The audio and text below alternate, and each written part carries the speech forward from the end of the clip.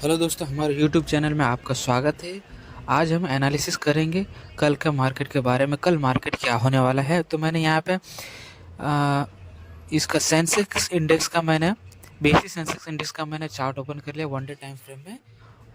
इसको मैं थोड़ा क्लियर कर देता हूँ विजन इसको, तो आप बेहतर तरीके से देख पाएंगे दोस्तों। एरा सेंसेक्स का चार्ट, बेसिस सेंसेक्स का चार्ट मैंने लगा लिया हूँ 1 डे टाइम फ्रेम में।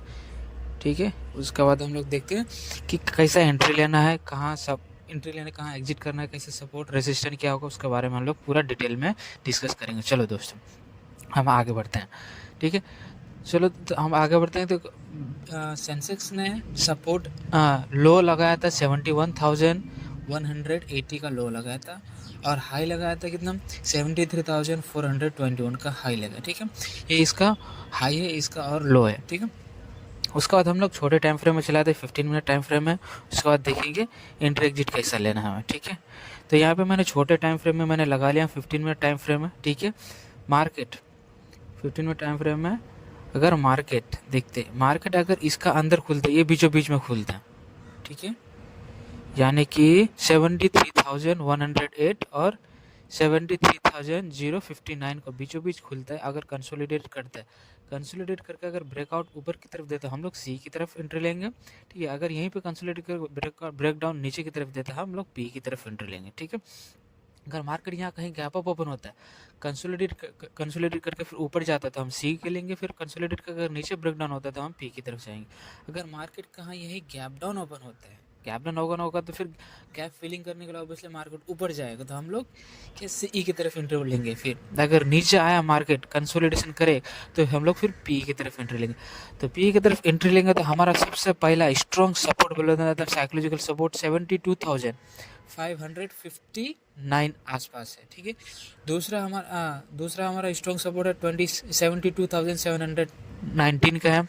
तीसरा हमारा सपोर्ट तो यहीं पे बना हुआ है, कितना 73,022 का। ठीक है, तो हमारा अगर ये कॉल की तरफ अगर हम एंट्री लेंगे, तो हमारा पहला रेजिस्टेंस क्या बनेगा, पहला रेजिस्टेंस तो हमारा बनेगा 73,328 का बनेगा। दूसरा रेजिस्टेंस बनेगा 73,421 का बनेगा। और स्ट्रॉन्ग जो रेजिस्टेंस है एकदम साइकोलॉजिकल रेजिस्टेंस, वो है 73,758 का रेजिस्टेंस बनेगा दोस्तों। ठीक है, ये था ये सेंसेस का एनालिसिस। और उसके बाद हम लोग चलते हैं दोस्तों निफ्टी 50 का एनालिसिस कर लेते हैं हम लोग। ठीक है, मैं निफ्टी 50 का चार्ट लगा लेता हूँ यहाँ पे। ये मैं निफ्टी 50 का चार्ट लगा लिया हूँ, उसको मैंने 1 डे टाइम फ्रेम में कर लेता हूँ। ठीक है, इसको मैंने 1 डे टाइम फ्रेम में लगा लिया दोस्तों। तो इसका निफ्टी 50 का लो लगाया तो 22,184 का लो लगाया, और इसने हाई लगाया था 22,291 का आसपास हाई लगाया था इसने। ठीक है, इसको छोटे टाइम फ्रेम में कर लेता हूँ, 15 मिनट टाइम फ्रेम में कर लेता हूँ।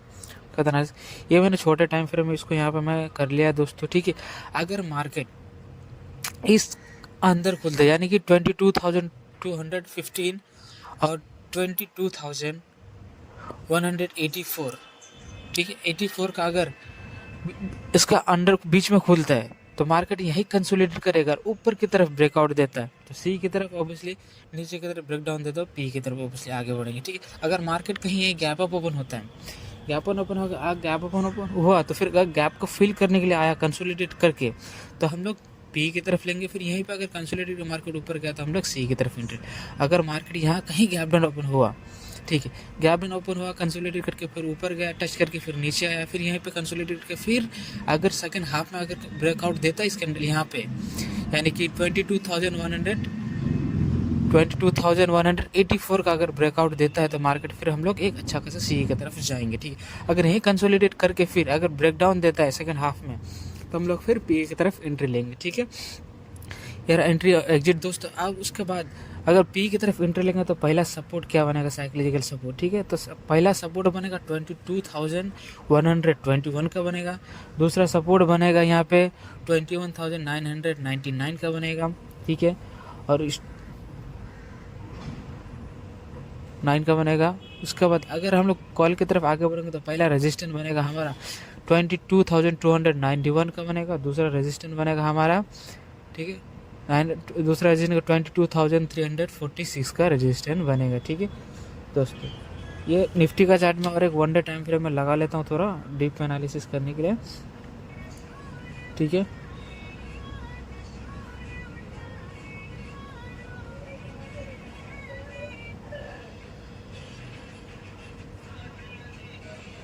ये देखो उसका चार्ट रहा दोस्तों, ठीक है। हाँ ये देखिए यहाँ पे आपके सामने हमने लगा दिया दोस्तों, ठीक है। इसका दोस्तों आप भी खुद एनालिसिस कर लीजिएगा, जब मैं सिर्फ खाली एजुकेशन पर्पज़ के लिए बुलाया हूँ। एंट्री और एग्जिट लेना आप भी खुद एनालिसिस के अपना ऊपर लीजिए दोस्तों, ठीक है।